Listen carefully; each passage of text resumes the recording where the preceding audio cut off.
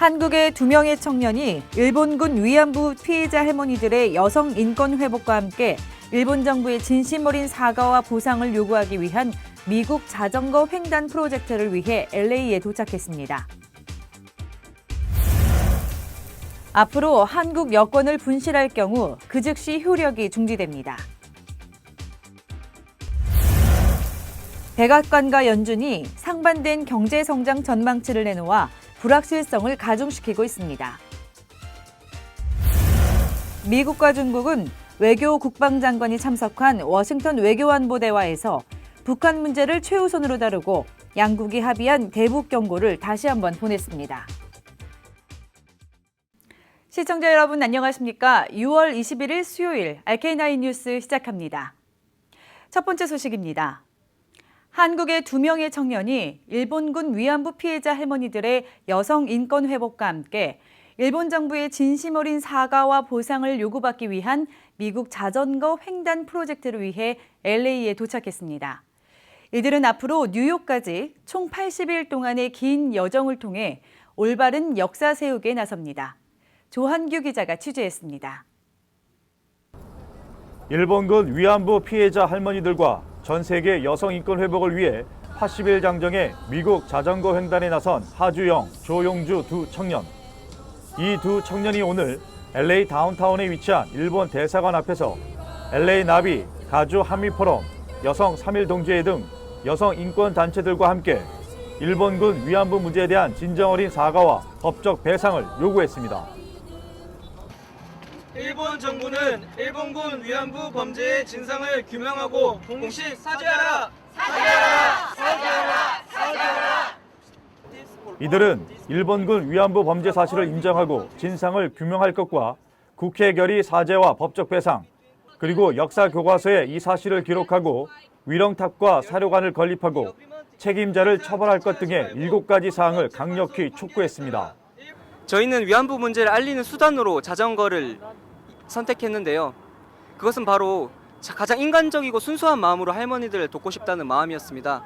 동력이나 전기를 쓰지 않고 사람의 순수한 신체 움직임으로만 해내는 일은 사람들의 마음을 끄는 무엇인가가 있습니다. 저희가 최선을 다해서 이런 식의 작은 변화들을 만들어 나가면 추후 1년이 지난, 2년이 지나고 더 시간이 지나다 보면 변화가 있을 것이라고 저희는 믿고 이런 활동을 계속 이어나가고 있습니다. 이들은 오는 23일 글렌데일에 위치한 평화의 소녀상 앞에서 출정식을 갖고 엘버커키, 세인트루이스, 캔자스시티, 시카고, 필라델피아, 워싱턴, 그리고 마지막 도착지인 뉴욕까지 기나긴 투어를 떠나게 됩니다. 한국 사람으로서 위안부 문제에 관심 있게 보고 있었는데 이 기사를 접하고 이 대학생분들이 대단하다고 생각해서 이제 의원님에게 말씀드리게 됐고요. 그다음에 의원님이 금요일날 사실 스케줄이 계셨는데 스케줄 조정하시면서까지도 이 학생들을 응원해 주시겠다고 하셔서 너무 감사한 마음입니다. 또한 여성 인권 한인 단체들도 어려운 도전에 나선 두 청년들이 안전하게 완주할 수 있도록 끝까지 지원할 것이라고 밝혔습니다. 이 학생들이 제일 안전 라이딩을 해가지고 올 수 있도록 하는 게 제일 큰 바람이고요. 이 문제를 통해서 이 학생들이 원하는 것처럼 그 미 전역에 이 위안부 할머니 문제에 대해서 사람들이 좀 관심을 가지시고 또 이 문제가 조속하게 해결될 수 있도록 하는데 이번에 이 프로젝트의 그 핵심입니다. 조용주, 하주영 두 청년은 자전거 횡단 투어 영상을 제작해 SNS상에서 홍보하는 것은 물론 각 방문 도시마다 수요 집회와 같은 이벤트를 통해 전 세계의 여성 인권에 대한 관심을 호소하게 됩니다. 올바른 역사 정의를 실현한다는 것은 그 무엇보다도 중요합니다. 이번 자전거 투어를 통해서 조금이나마 여성 인권에 의미 있는 진전이 이루어지기를 기대해 봅니다. RKTV 뉴스 조한규입니다. 앞으로 한국 여권을 분실할 경우 그 즉시 효력이 중지됩니다. 한국 외교부는 여권법 일부 개정 법률안이 한국 시간 22일로 발효됨에 따라 여권 분실 신고 즉시 효력이 상실된다고 밝혔습니다. 기존에는 여권 명의인이 여권을 분실했더라도 재발급을 신청하기 전까지는 효력이 유지됐지만 이번 여권법 개정으로 앞으로는 분실 신고 즉시 효력이 완전히 상실됩니다. 특히 분실 여권을 신고 뒤 되찾은 경우에도 다시 사용할 수 없게 됩니다. 외교부는 그동안 여권 명의인이 분실 여권을 되찾아 다시 사용할 경우를 대비해 분실 여권 정보를 인터폴 등 국제기구에 통보할 수 없었지만 이번 개정으로 분실 여권 정보를 국제기구와 신속하게 공유할 수 있게 됐다고 설명했습니다. 한편 LA의 경우 한국 여권 분실 접수 신고가 연간 최소 500건 이상으로 분실 여권 대부분은 여권 매매 브로커들의 뒷거래를 통해 개당 $1,000에서 미국 비자가 있는 경우에는 최대 $10,000까지 거래돼 왔습니다. LA 통합교육부가 예산을 삭감하면서 100명 이상의 직원들을 해고합니다. LA 통합교육부는 어제 $75억 규모의 새 회계연도 예산을 통과시켰습니다. 하지만 이는 연방정부의 예산 삭감이 반영된 것이어서 대규모 직원 감원과 근무 시간 축소가 단행될 예정입니다. LA타임즈에 따르면 현재 캘리포니아 교직원 협회 소속 87명이 해고 통보를 받았으며 120명 정도는 인사이동을 하게 됩니다. 특히 회계, 도서관, 사서 등 30개의 부서에 대해 대대적인 감원이 이뤄져 43개 초등학교가 영향을 받게 될 것으로 알려졌습니다. 하지만 현직 교사들에 대한 해고는 없다고 교육부 측은 밝혔습니다. 기아자동차가 시장조사기관 JD파워의 신차 품질조사 ISQ 평가에서 2년 연속 전체 1위를 차지했습니다.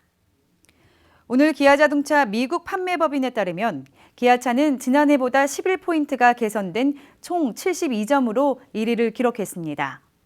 이 점수는 JD파워의 지난 20년간의 조사 기간 중 가장 좋은 수치입니다. 특히 기아차는 소형급에서 포르테, 컴팩트 MPV 소울, 대형차 카덴자, 소형 SUV 니로, 중형 SUV 소렌토 등 5개 브랜드가 부문별 1위를 기록하는 진가를 보였습니다.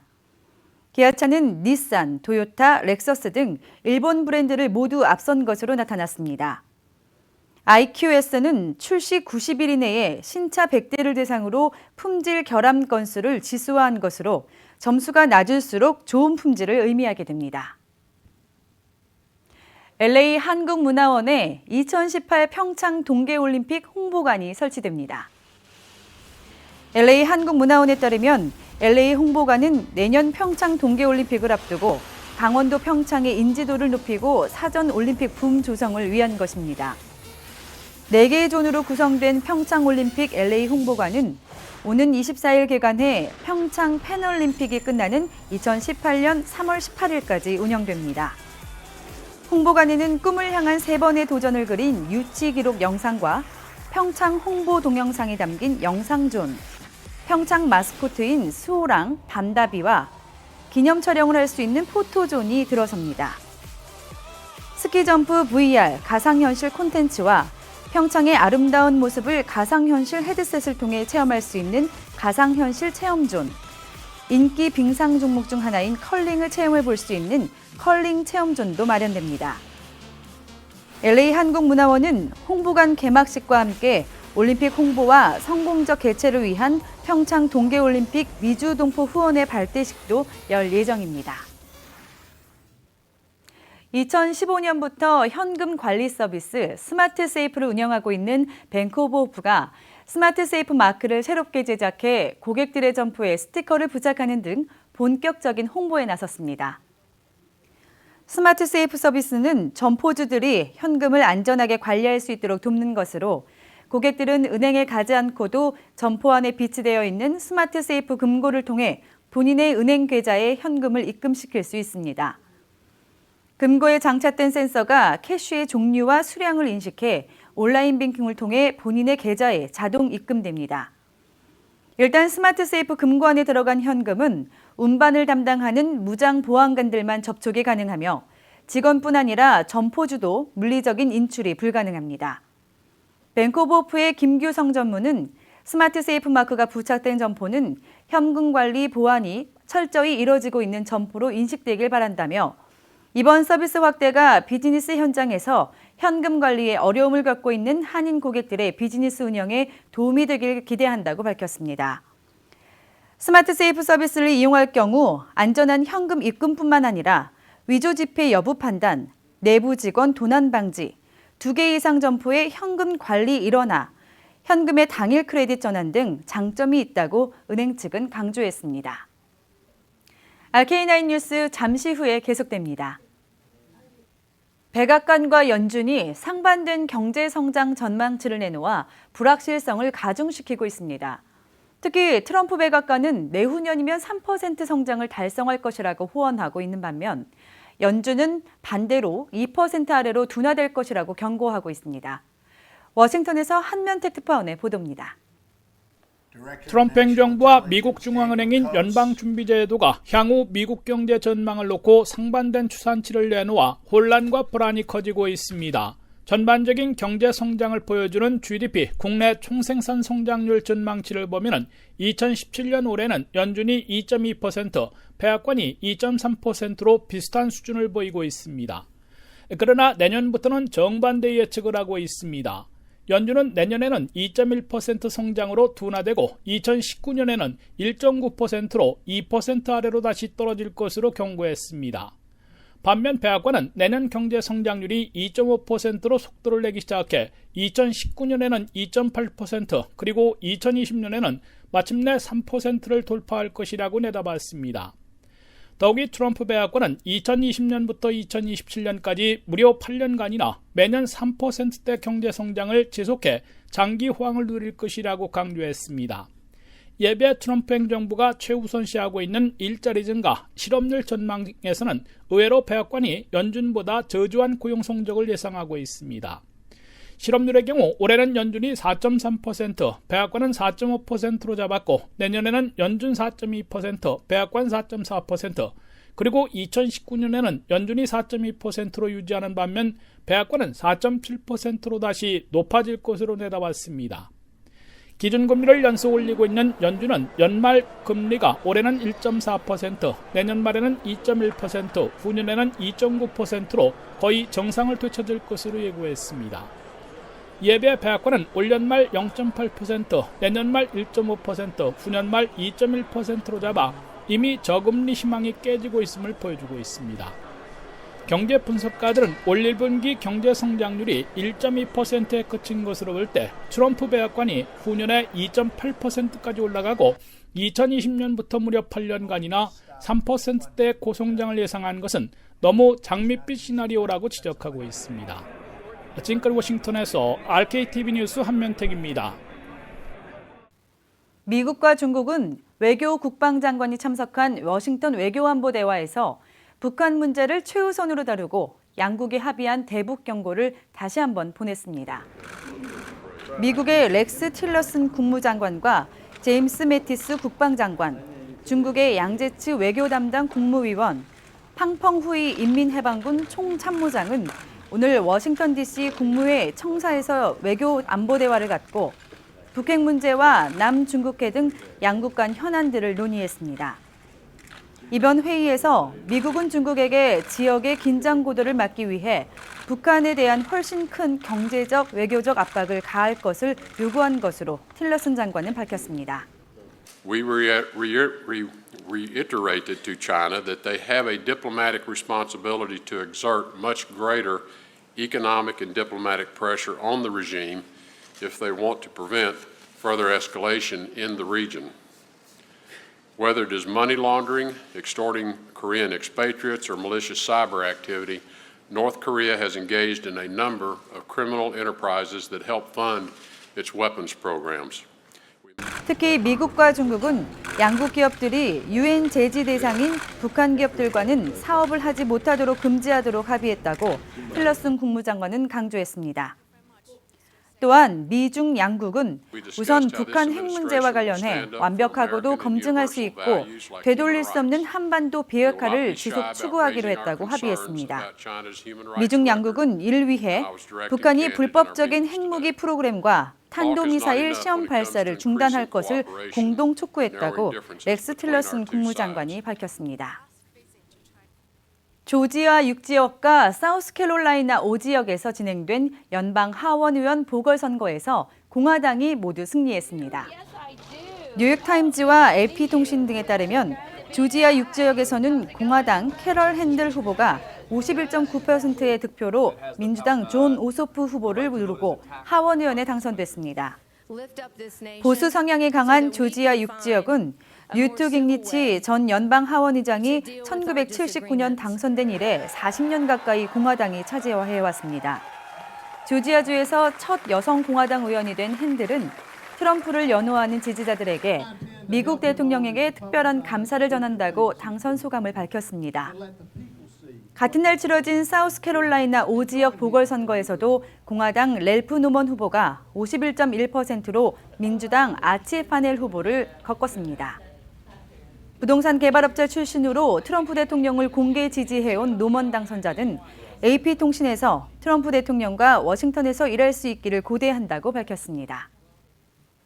미국 서남부 지역에서 기록적인 폭염이 엄습한 가운데 이번에는 동남부의 열대성 폭풍우 신디가 빠르게 접근하면서 홍수 비상이 걸렸습니다. 오늘 국립기상청에 따르면 올해 세 번째 폭풍우 신디는 현재 루이지애나주 모건시티에서 남서쪽 170마일 떨어진 지점에 이르렀습니다. 신디는 시속 60마일의 속도로 멕시코만을 향해 빠르게 접근 중이며 플로리다주에서 텍사스 동부에 이르는 광범위한 지역에 영향을 미칠 것이라고 기상청은 예측했습니다. 신디의 영향권은 텍사스 동부와 루이지애나, 미시시피, 엘라베마, 조지아, 플로리다주 등입니다.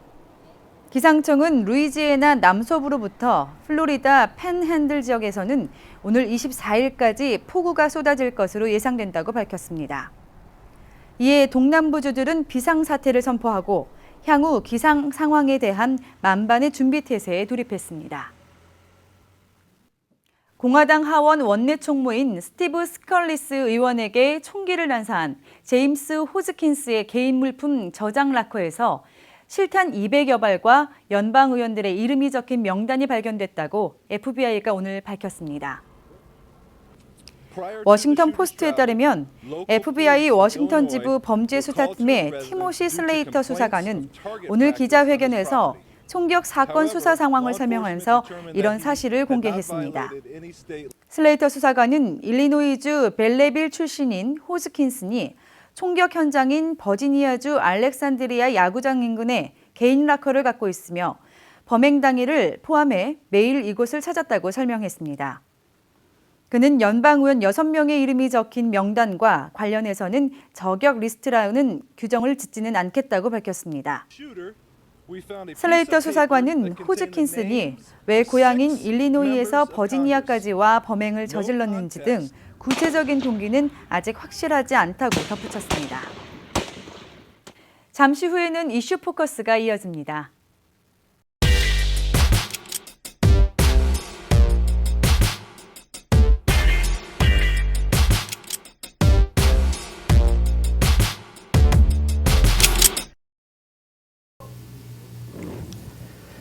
안녕하십니까. 이슈 포커스 시간입니다. 아파트 한쪽에서 발생한 화재가 순식간에 24층 건물 전체를 집어삼키면서 100명에 가까운 사망자를 낸 영국 런던의 그ren펠 타워 아파트 화재 사건. 아니 어떻게 불과 몇 시간 만에 이 고층 아파트가 전체가 순식간에 그것도 손도 못 써보고 화염에 휩싸였을까요? 이상하기만 합니다. 그런데 이게 지금의 영국입니다. 런던 아파트 화재와 영국의 민낯, 오늘의 주제입니다.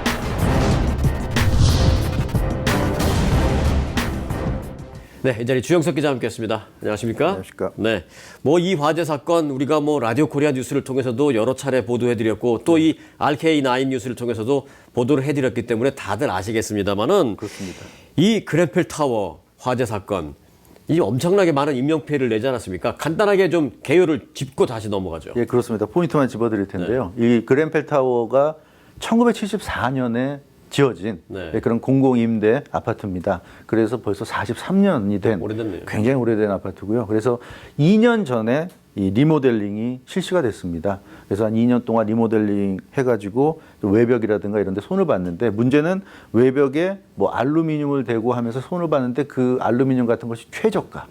그래서 뭐 거의 플라스틱 알루미늄을 섞은 그런 이제 외장으로 외벽을 이렇게 그 장식을 하고 공사를 했는데 그런 너무나 저렴한 가격으로 리모델링을 한 것이 이번 그 화재 참사의 결정적인 원인으로 꼽혔는데요. 애당초 첫 그 화재가 발화된 지점이 4층이었습니다. 4층에서 불이 났을 때 이 워낙에 그 리모델링 자체가 허술하게 되다 보니까 순식간에 불길이 겉에 이 만들어진 알루미늄, 플라스틱 그 장식을 타고 24층까지 순식간에 올라가 버린 거죠. 뭐 허술 정도가 아니라 그 리모델링 할 때 그 사용된 여러 가지 재료들이 이 화재를 막는 게 아니라 그냥 불이 잘 붙어버리는 오히려 이런 거를 막 사용해서. 네, 그렇습니다. 그래서 특히 입주자들이 이런 문제점을 다 알고 있었고 왜냐하면 뭐 스프링클러도 없었고 네. 비상계단도 없는 이런 상황에 대해서 평소에도 구청이라든가 국가에 화재가 일어났을 때 굉장히 취약할 수 있다, 위험하다고 여러 차례 민원을 제기했는데 번번이 무시당했다고 합니다. 그래서 리모델링 공사 자체도 문제였지만 입주자들의 그런 민원도 외면했던 그런 그 것으로 드러났기 때문에 이번엔 철저히 인재가 아니겠느냐 이제 그런 얘기였고요. 특히 이번에 새롭게 드러난 것은 한국의 그 세월호가 참 그 비극적인 사건이었는데 영구판 세월호가 아니냐는 얘기가 있는데 이게 무슨 얘기냐면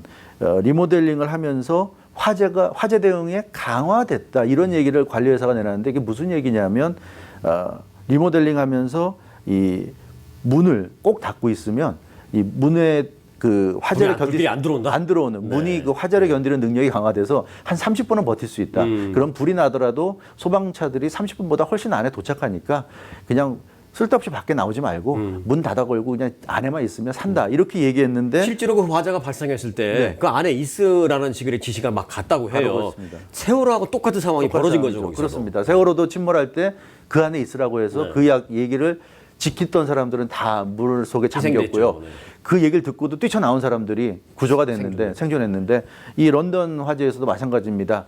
그 말을 들었던 사람들이 그 아파트 안에서 그 화재 속에 숨졌다면 그 말을 무시하고 문을 열고 뛰쳐나온 사람들이 생존했던 겁니다. 예. 그래서 영구판 이 세월호가 아니냐. 그리고 영구판 세월호라고 하는 또 다른 측면은 그 테레사 메이 총리 이 사건이 나고 나서 거의 10시간, 네. 10시간 넘어서 처음으로 모습을 드러냈고요. 네. 그리고 이제 적절한 조치를 취하겠다는 굉장히 이 안일한 대처에서 박근혜 전 대통령의 7시간 의혹과 마찬가지로 이번 테레사 메이의 뭐 10시간 의혹 뭐 이런 의혹까지는 아니었습니다. 아니지만 어쨌든 그 그런 10시간이 문제다. 이런 얘기 나오고 골든 타임을 예. 놓쳤고 여러 가지 얘기가 많아요. 비슷한 그래서 점이.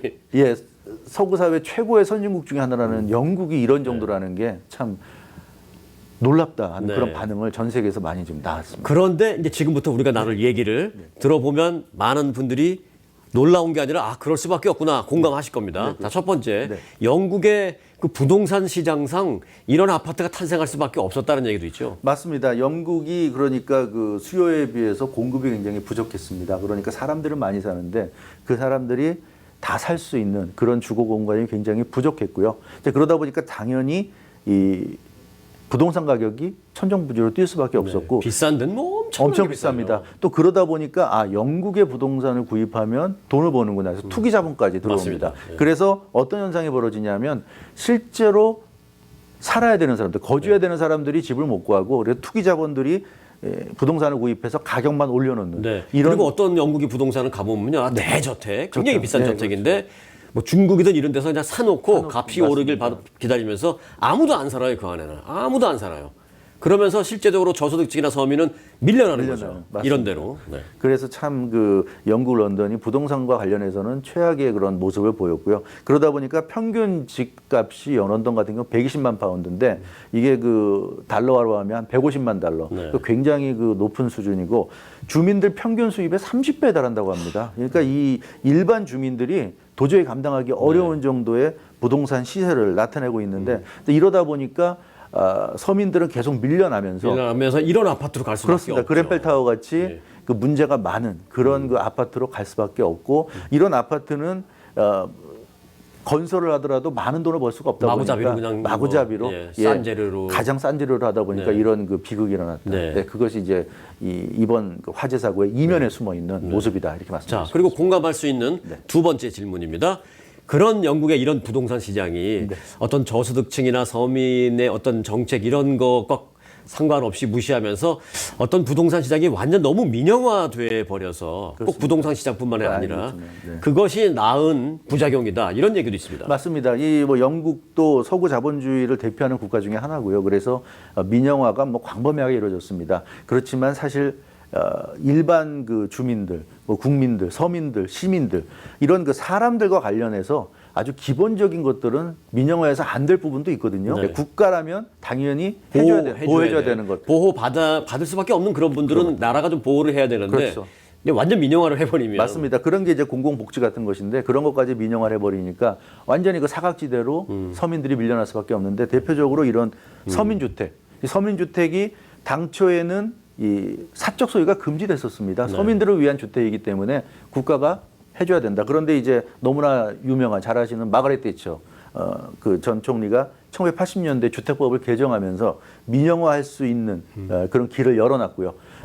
특히 이제 굉장히 지금까지도 문제로 지적되는 이런 발언이 있습니다. 개인은 반드시 스스로를 도와야 된다. 그러니까 개인은 살아남기 위해서는 개인 스스로 노력해야 된다. 누구의 도움도 기대해서는 안 된다. 여기서 누구라는 거 이제 국가, 정부 얘기하는 거죠. 그래서 누구의 도움도 기대해서 안 된다. 이제 이런 원칙 하에서 좀 굉장히 무자비할 정도로 이런 그 신자유주의 정책을 밀어붙였고요. 물론 그 덕분에 영국의 뭐 고질병이라는 그런 여러 가지 문제를 또 해결한 면도 있긴 하겠지만 이렇게 그 사각지대에 놓여서 점점 힘들어지는 서민들을 외면한 결과가 대처 시대가 아니라 이 몇십 년이 지난 지금에 와서 이런 그 런던 화재로 우리 드러났다. 이렇게 말씀드릴 수 있겠습니다. 자, 그래서 이제 결론적인 부분으로 가는데 그래서 이제 지금 뭐 보수당이 창당 이래 지금 최고의 위기를 맞고 있어요. 맞습니다. 이게 이제 영국 전체를 바라보기 위해서 이제 중요한 결론적인 부분인데 이 부분은 제가 잠시 후에 돌아와서 질문을 드리도록 하겠습니다. 알겠습니다. 네, 잠시 후에 돌아옵니다. 은행 크면 무조건 좋을 거라 생각했다. 그런데 아니었다.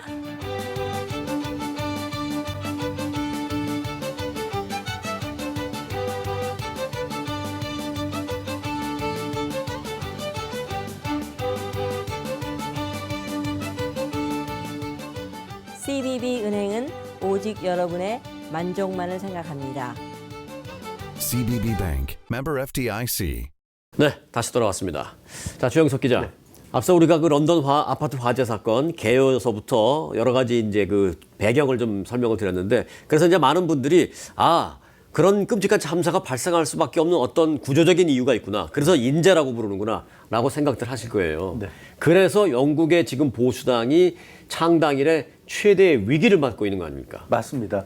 그 조금 전에 제가 그 대처 얘기하면서 뭐 모든 것을 이제 민영화시키는 그런 이제 신자유주의 정책을 펴면서 지금의 어떤 원인을 놨다고 했는데 그런 정책을 대처 시대가 지금 1980년대인데요. 지금 2017년이니까 거의 40여 년 전인데 문제는 보수당이 그 40여 년 가까운 기간 동안에 그런 이 문제점을 좀 수정하거나 보완하거나 그럴 수 있는 기회가 있었는데 지금까지도 큰 틀에서 보자면 거의 보완이 없었다는 거죠. 개선이 없었습니다. 그러다 보니까 결국 이런 그 극단적인 상황까지 몰리고 있다. 그래서 얼마 전에 이 보수당 정권이 브렉시트를 추진하면서 테레사 메이 총리가 사실은 지금도 그 총선하기 전에 과반수 넘게 있었지만 더 많은 의석을 확보해서 안정적으로 운영하기 위해서 총선을 실시했었죠.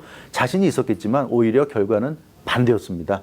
오히려 보수당의 참패로 나타났는데 그 유권자들의 의사 그것이 굉장히 중요한데요. 이 너무나 이익만을 추구하다 보니까 물론 국가도 어느 정도 뭐 이익을 추구할 수도 있겠지만 마치 사기업 같이 이익만 추구하다 보니까 이 국가가 돌아가는 데 있어서 사회가 안전하게 가동되는 데 있어서 필요한 안전망이 좀 사라지고 있다. 그런 지금 위기의식이 팽배한 거죠. 그러다 보니까 보수당에 대해서 이번 총선에서도 어떻게 보면 심판이 내려진 것인데 보수당 전체가 수십 년을 그런 시각을 가지고 살아왔기 때문에 제대로 대처할 수 없는 상황인 것 같습니다. 이러다 보니까 이제 브렉시트 자체에 대한 반감도 있고 왜냐하면 브렉시트 한다는 것이 유럽연합에 끌려다니지 않고 영국인들이 영국인 스스로 결정해서 우리에게 가장 이로운 그런 삶을 살겠다는 것인데 문제는 보수당 정부가 과연 영국인들에게 이로운 삶을 줄 수 있는 것인지 네, 퀘스천 마크가 된 퀘스천 거죠. 마크가 된 것이죠. 그래서 이번 그 참사는 네. 더 시사하는 바가 크지 네. 않은가 싶습니다. 이번 그 참사로 영국이 좀 돌아보는 계기가 됐으면 하는 마음도 있습니다. 있고요. 네. 또 전 세계 어느 나라 많은 나라들도 사실은 영국과 비슷한 면이 많이 있을 네. 것이라는 점에서 반면교사. 네. 아마 이 사태를 보면서 많은 나라들도 여러 가지 생각을 할 네. 것 같습니다. 그렇습니다. 네. 네. 유럽연합에 더 이상 얻을 게 없다. 그래서 우리는 빠져나간다. 라며 크게 외친 브렉시트. 그러나 영국은 지금 대낮에 의사당 앞에서의 테러가 발생하는 거 하면 관광지에서 무차별 차량 돌진 테러도 있고요. 아파트 이번 화재 참사에 또 이어서 서민은 알아서 살아라 하는 식의 무책임한 서민 정책 등등으로 얼룩지고 있습니다. 이제 영국은 다른 유럽 나라에서도 더 이상 매력적이지 못한 그런 나라가 되고 있습니다. 지금 세계가 영국을 다시 보고 있습니다. 오늘 순서 마칩니다. 주영석 기자 수고 많았습니다. 여러분 고맙습니다.